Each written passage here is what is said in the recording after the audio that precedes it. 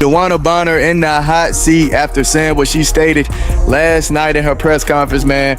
I can't lie, it does look like some hypocrisy going on. DeWanna Bonner continues to take shots at the Indiana Fever and the Fever fans. I think it's absolutely disgusting. The audacity of some individuals is truly astonishing, but Dana Bonner has just raised the bar for pure delusion.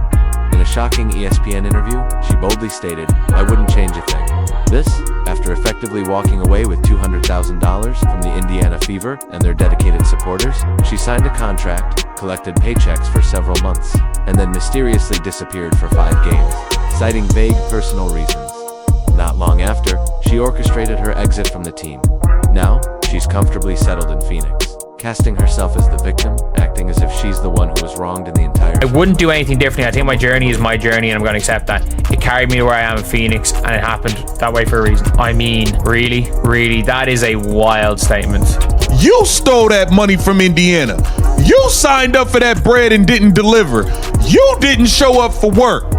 You made up bullcrap excuses to not be... That level of entitlement is truly staggering, especially considering how warmly Fever fans embraced her, treating her like a star from day one. Meanwhile, she was quietly working behind the scenes to engineer her exit. If you're just as shocked and let down by this entire situation as the rest of us, hit that like button and flood the comments with Investigate Bonner, because what we're about to reveal will break down exactly how this betrayal played out, piece by piece. Came over here, she signed a max contract, she knew Phoenix didn't have the bread, she got 80 here and went and got the rest over there. I think it's trash. I wouldn't do anything differently. You took 80 grand from the Indiana Fever. You could have just signed. Like, that's one of the things, like, I don't understand why you take these interviews. I don't understand why someone would take an interview and say that, when the reality is that all you did was took a whole bunch of money from a team to not... Bonner's remarks aren't just out of touch. They're an outright insult to every fan who invested their money, support, and passion into backing her. Watching her sit on national television, pretending she's done nothing wrong after pocketing that paycheck and failing to fulfill her responsibilities, speaks volumes about her character, or more accurately, the lack thereof. You refuse to show up to work while receiving money, while taking payment. You refuse to show up and do the job. And let's be clear, you wasn't even good while you was here. You was shooting threes hitting the side of the backboard. But this is definitely going to be a part of her history, man. Because the new wave is taking over. These new fans are watching. So at the end of the day, yeah, it's going to be a part of her history, unfortunately. At this stage, it's no longer just about basketball. It's a matter of professionalism and simple respect. Fans invest in tickets, buy jerseys, and support their team because they trust that players will show up and put in the effort. Bonner's stint in Indy wasn't some personal growth story. It was a strategic cash grab that left both the franchise and its loyal supporters feeling deceived and deserted by someone they once believed in. This is DeWanna Bonner. I wouldn't do anything differently. I think my journey is my journey. I'm going to accept that. It carried me to where I am now in Phoenix, and it happened that way for a reason.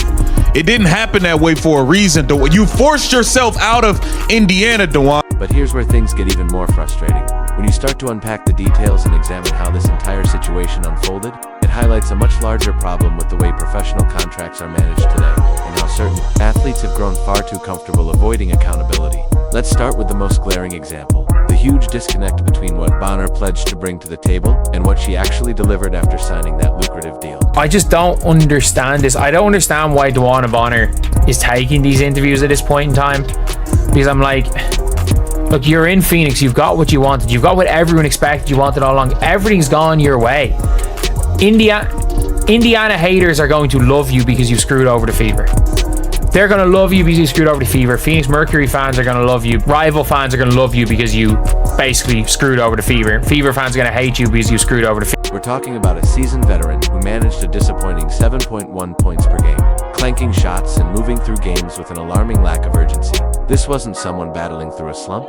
It was the performance of a player who had mentally checked out, simply biding her time until she could make her exit. Out of the 9 games she even showed up for, she only started in 3, which speaks volumes about her lack of impact. The stats tell the full story: 3.8 rebounds and 1.6 assists per game. Numbers you'd expect from a deep bench role player, not from a high-profile free agent brought in to provide leadership and consistency to a young, ambitious squad. She didn't just underperform, she vanished when the team needed her most. First of all, the fans are the victim. The organization was the victim here. Like, why are we sitting here, she up in these articles like she was a victim, like she did, like something was done wrong? No, the fans are a victim. They welcome you with open arms. They embraced you, and you turned your back and you quit. It's that simple. You quit. You refused to show up to work. You wasn't hurt. You wasn't sick. It wasn't a personal fit. No, you just didn't want to be on the team. Yet, even with her underwhelming performances, Fever fans remained hopeful. They were patient, believing she'd eventually find her rhythm and deliver on expectations. They gave her every chance to bounce back, but rather than channeling that support into improving her game, Bonner seemed to decide it wasn't worth the effort. She checked out. Meanwhile, the Fever's front office had built their roster and managed their salary cap around the belief that Bonner would be a cornerstone player. In return, she vanished when adversity struck. It's a manipulative tactic that sets a terrible precedent for other players, essentially sending the message that if you're unhappy with your role, you can simply coast until you get your preferred outcome. But here's the moment that truly frustrates every loyal Fever supporter. The instant Bonner donned a Phoenix Mercury jersey, she miraculously transformed back into the player Indiana had been counting on. Out of nowhere, she's putting up 22 points and grabbing 11 rebounds in just her second appearance with her new squad. Amazing how that spark conveniently returned once she got what she wanted, right? You came here, you stunk it up, and then you got benched. Just because you was okay with coming off the bench in another situation don't mean you was okay with coming off the bench in this situation. So I want to know what's the real? What's the real? Because you can't say while you was here, you said, oh, I've never played in front of this many fans. You were embraced by the fans. You spoke highly of the fans while you were here. You were a starter, but you wasn't playing well. And that was nobody else's fault that you was shooting threes, hitting the side of the backboard, and you was smoking layups. And then your starting spot got took, and then all of a sudden you refused to show up to work. This situation isn't about a player needing a better system or taking time to adjust. It's clear evidence that Bonner was deliberately holding back during her stint in Indiana. The competitive fire was there the entire time. She simply chose to keep it under wraps until she landed on a team of her choosing, alongside her fiancé, Alyssa Thomas. The sudden explosion in her stats isn't just questionable, it's a glaring red flag. You don't need to be a basketball expert to recognize what was going on. Her standout performance in Phoenix felt like an unspoken admission. She had every opportunity to contribute to the Fever's success. The harsh truth is, she just wasn't interested. If we gonna keep it real, Chloe Bibby, the new 7-day signee, has fit in and played better than DeWanna Bonner did anyway. Let's be clear here. Chloe Bibby came in first game, knocked down 2 threes.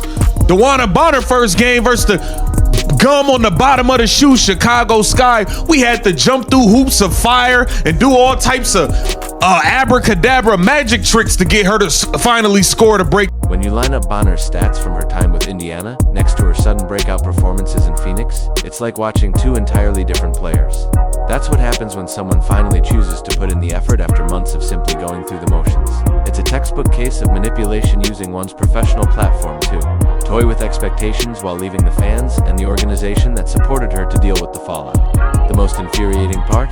Bonner is now portraying herself as though she gave everything she had during her tenure with the Fever. She's out there presenting a narrative that completely dismisses how she undermined a franchise and disappointed an entire city. Meanwhile, Phoenix fans are cheering her resurgence, conveniently overlooking the fact that her current success is built on the back of a betrayal elsewhere. This isn't just a one-off incident. It's a glaring example of how some athletes are skating by without facing any real accountability.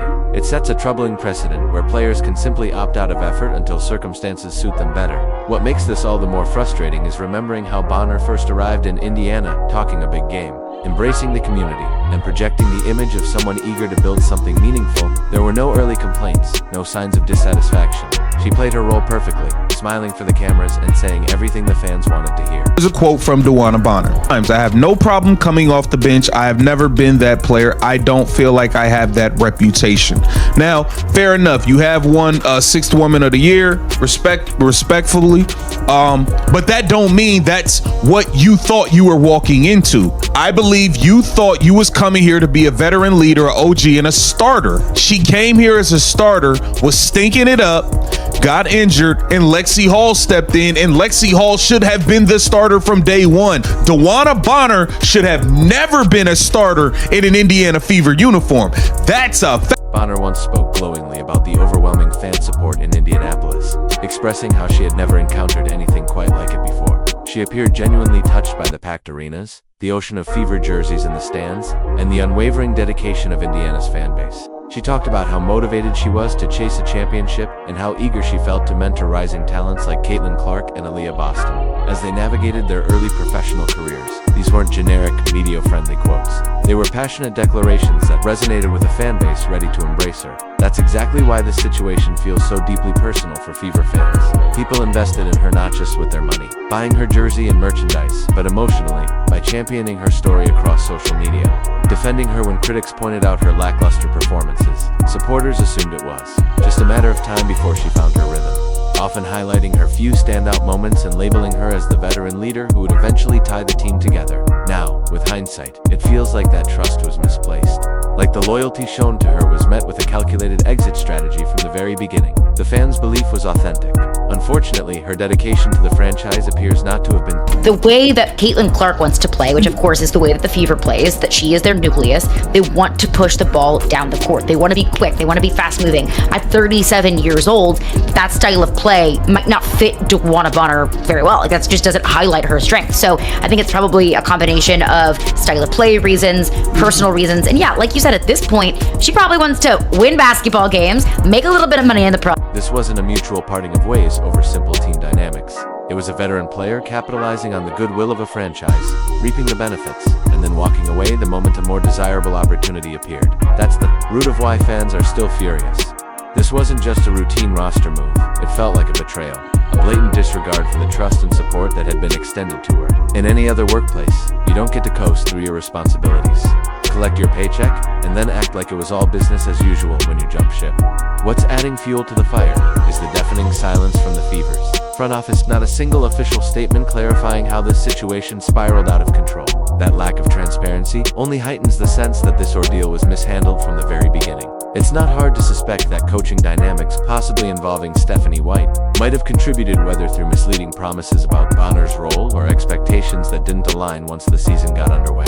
But with both the team and Bonner keeping quiet, fans are left piecing together the aftermath of a scenario that should have been handled with far more clarity and respect. Lexi Hall's success and continued success in the system with Caitlin from last year, I think was the big reason that DeWanna Bonner was moved to the bench at all and kind of trying to figure that out. When I went back through last week, just kind of like poring over all of these press conferences and like public comments and like my interviews that I had done in Indiana, the thing that stuck out to me was the first day, I think, of training camp, DeWanna Bonner had mentioned like she had to catch her breath because these guys are fast. Yeah. It looked like you was mad that Lexi Hall took the starting. When you start connecting the dots, Bonner's discontent really seemed to surface right around the time Lexi Hall began making waves and earning more playing time. That's when things started to unravel. If there were promises made behind closed doors, promises that Bonner would have a guaranteed starting role then, those were suddenly retracted because Hull was outperforming expectations.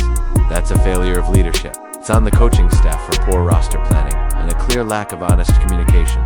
The Fever's ongoing silence about what really happened only makes them look worse. Either they completely lost control of the situation, or they're intentionally keeping the truth under wraps.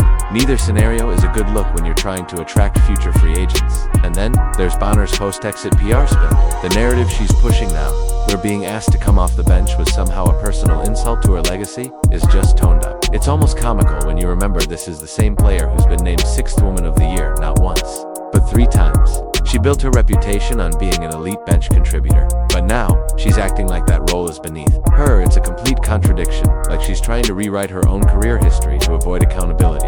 And frankly, fans aren't buying it. Trying to figure out, everything's changed, we add pieces, and pieces come back, where you get your shot, normally the game before, you probably won't get that same shot, and I'm just trying to figure out where you fit on this team. It's going to take a little bit of time to gel, so just be patient, but it's going to be okay. It's going to take us a little bit of time to gel. Just be patient.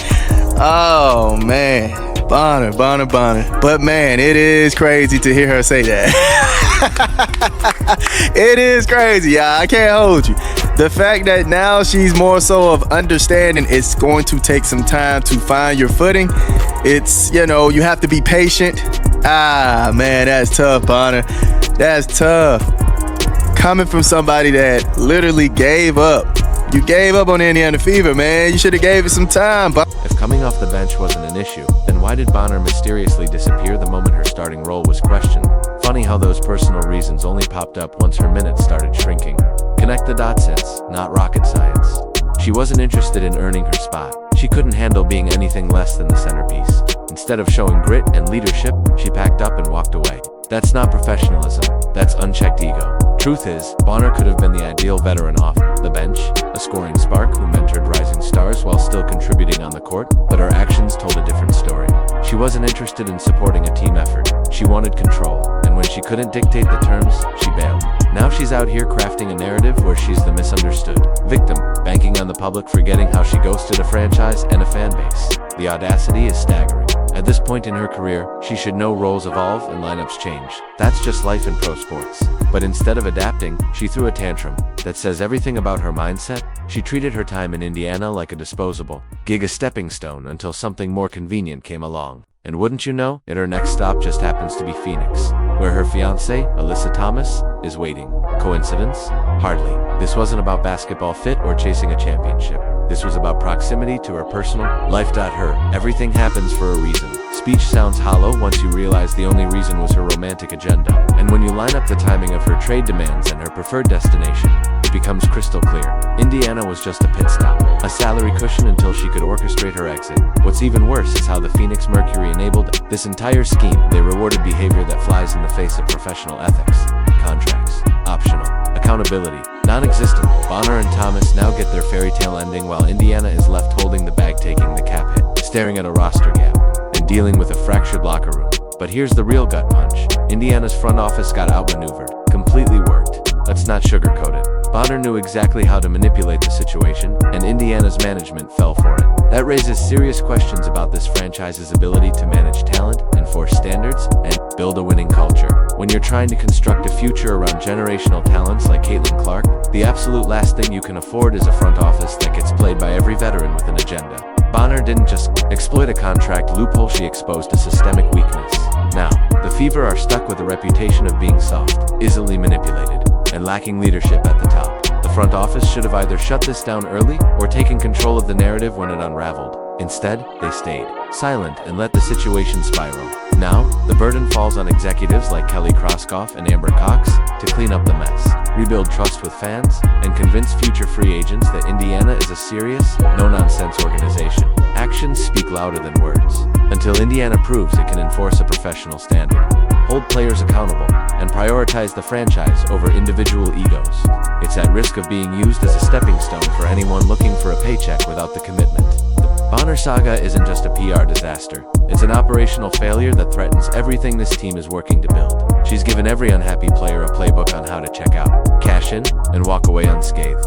If this whole situation has you as frustrated as the rest of us, hit that like button and comment investigate Bonner below. Subscribe and turn on notifications so you don't miss our next breakdown. Click the video on screen to keep watching, and we'll see you in the next one.